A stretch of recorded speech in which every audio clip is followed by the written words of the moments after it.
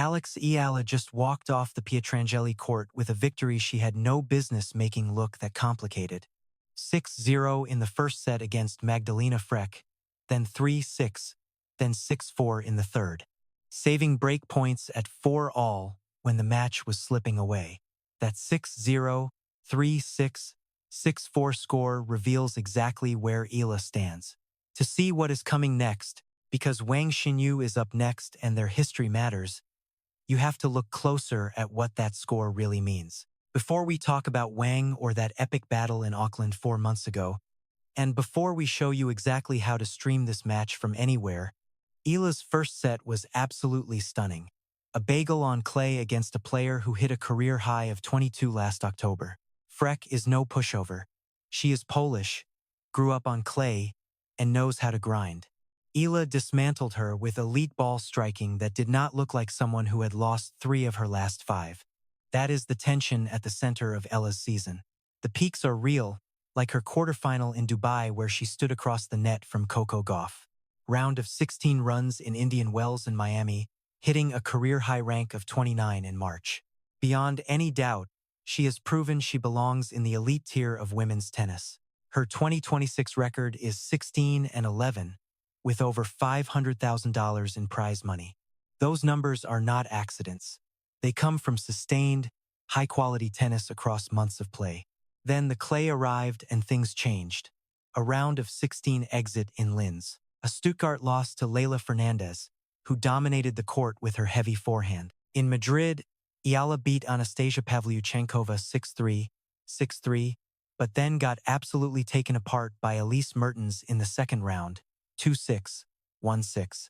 3 early exits on European clay. But after Madrid, something very interesting happened. She withdrew from the Catalonia event and went home not to Manila, but to the Rafa Nadal Academy in Mallorca. That is where she has trained since she was a teenager. The academy shared photos of her back on the clay, training under the same sun that shaped the greatest clay court player to ever live. Skipping a tournament to focus on her foundation shows how serious she is about this clay season. Eala is not just grinding. She went back to recalibrate. That first set against Frech showed it. For 30 minutes, she looked like someone who found their rhythm back in Mallorca.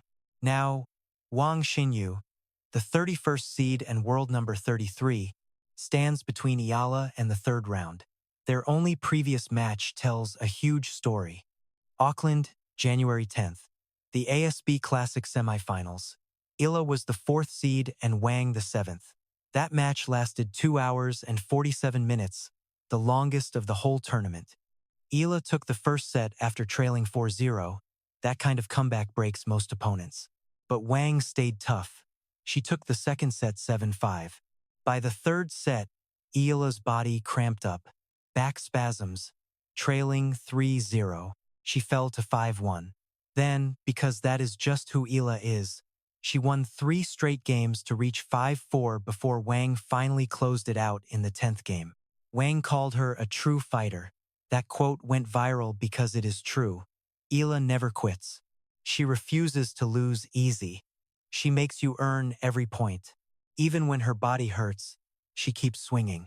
Let's be honest, that intensity can work against her. The effort required to come back from 4-0 down, then 5-1 down, while fighting back spasms for 3 hours is energy that truly compounds. It is expensive. For this rematch, can Eala win without burning through all of her energy reserves? Wang is a dangerous opponent on any surface, but she is particularly interesting on the clay. She is 6 feet tall, hits big from both sides, and has a lethal 2-handed backhand. With 15 wins this year, her highlight was an Auckland final against Elena Svitolina. She made the 4th round in Melbourne, beating Ostapenko before falling to Amanda Anisimova, from 99 to 30 in the world. It is an impressive rise, but there is one problem. Her career clay record is 41-38, not exactly elite. Hard courts and grass are her strengths. Clay is clearly where she struggles the most. Looking at her results this spring, the situation actually looks worse. She lost in Madrid to a Czech teenager who had almost 0 main draw experience. Before Rome, Wang was battling in ruin.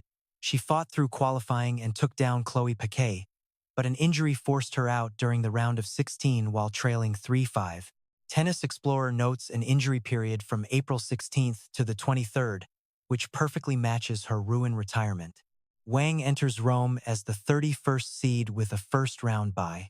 Still, she arrives with fresh injury concerns and a clay court record that has never exactly inspired much confidence. Her record at the Italian Open is rough. She is just 1-3 in her last 3 appearances, with her best showing being the second round. Last year was a first-round exit. This is simply not a player who has mastered Rome yet.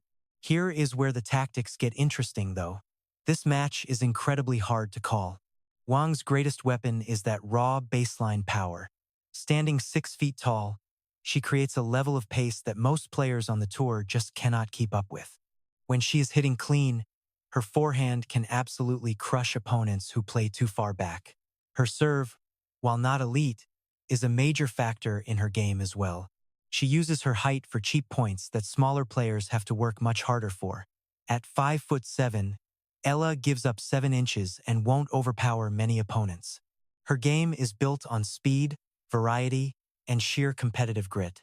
She moves across the court exceptionally well. She reads the play intelligently and has a backhand that can redirect pace with absolute precision. What she doesn't do and has never done consistently is control long rallies from the baseline on slow, heavy surfaces. Her forehand has improved a lot over the last 18 months, but it isn't a point-ending weapon on clay the same way it is on hard courts. The math here is simple. Wang wants to shorten rallies by using pure ball speed, while Eala will try to extend them through movement and placement. On clay, that should favor Eala because the dirt slows the ball down and gives the mover more time. But theory and reality often clash on clay. The footing is unstable, the bounces are high, and everything becomes a physical test of endurance. This is where that match against Frech becomes vital preparation for what is coming next. It tells us everything about what might happen here. Look at that second set against Frech. The one Eala lost 3-6. It happened because Frech adjusted.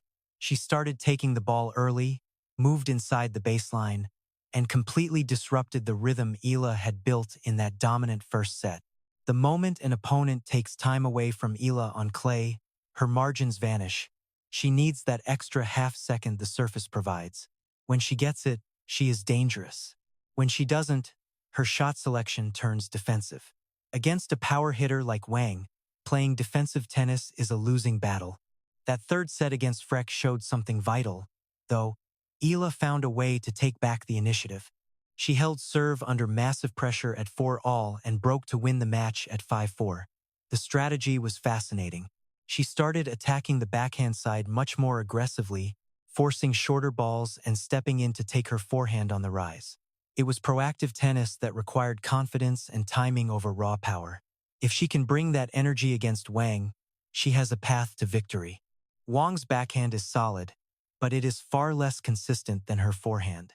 When she is forced to create her own pace from that side, she starts to miss more often. Then there is the return game. Eala converted 6 break points against Frech, including that clutch break to end the match. Against Wang's serve, which carries more pace and a higher bounce, Eala needs to be even sharper. Back in Auckland, neither player could find a rhythm on their service games. That match went the distance because neither of them could establish a comfortable hold. It was a total back-and-forth battle. If that pattern repeats on clay, where holds are already fragile, we could be looking at another marathon match in Rome. Now, let's talk about how you can actually watch this.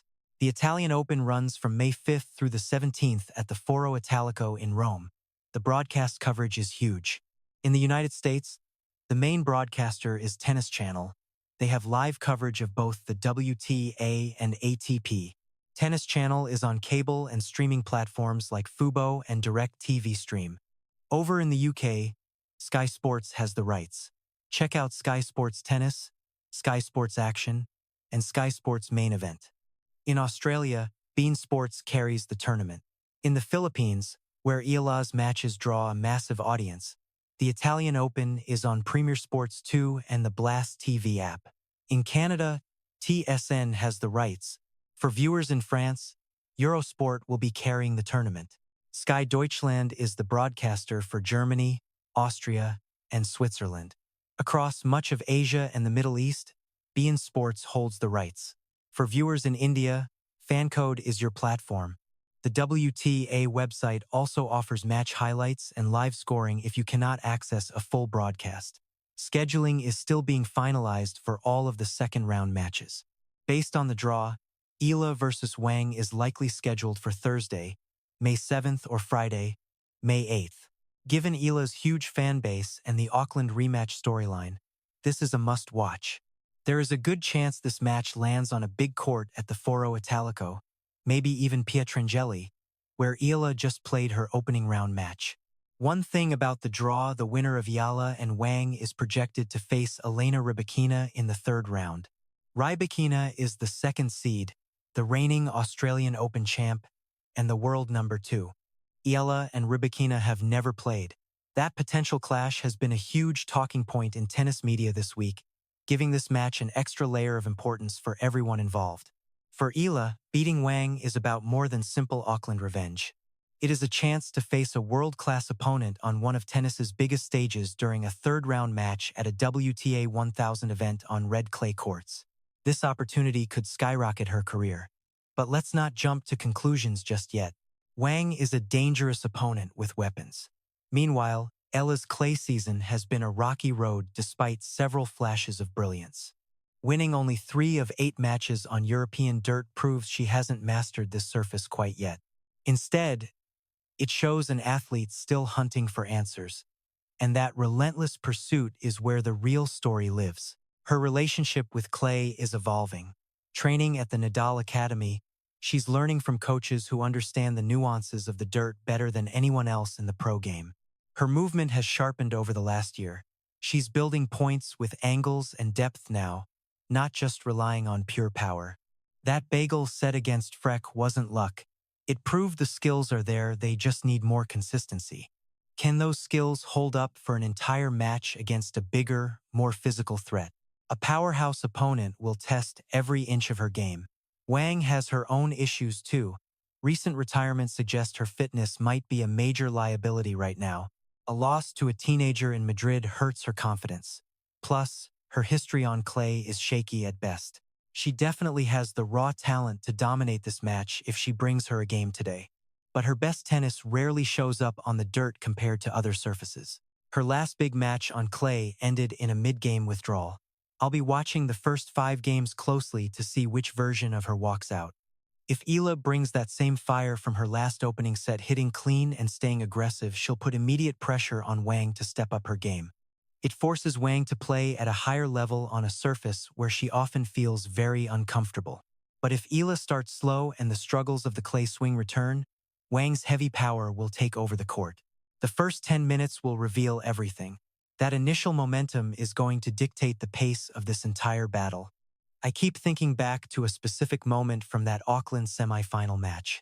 Down 5-1 in the third and fighting back spasms, Eala clawed back 3 games. She lost the match, but she made Wang fight for every single point until the end. That kind of grit doesn't fade. As the match gets longer, she only gets tougher to beat. Wang knows this. She called Eala a true fighter months ago, and nothing we've seen since then suggests that has changed one bit. The Foro Italico is stunning. Red clay, grand architecture, and those Roman pines against the sky, it's the perfect stage for a drama like this one. This place rewards patience and punishes mistakes.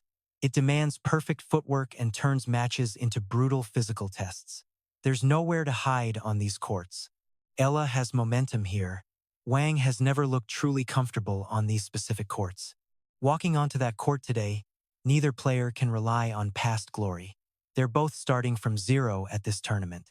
They're carving out a new path under the hot Italian sun. If you want to see how this unfolds, grab your remote, set an alarm, and don't miss a point. Whether it's Eala's heart or Wang's raw strength that wins out today, this match is a perfect reminder of why tennis is the ultimate chess match between 2 world-class athletes. Sometimes the best drama isn't found in a final, but in a second-round grudge match. 2 players with something to prove, meeting on the dirt to settle a personal score.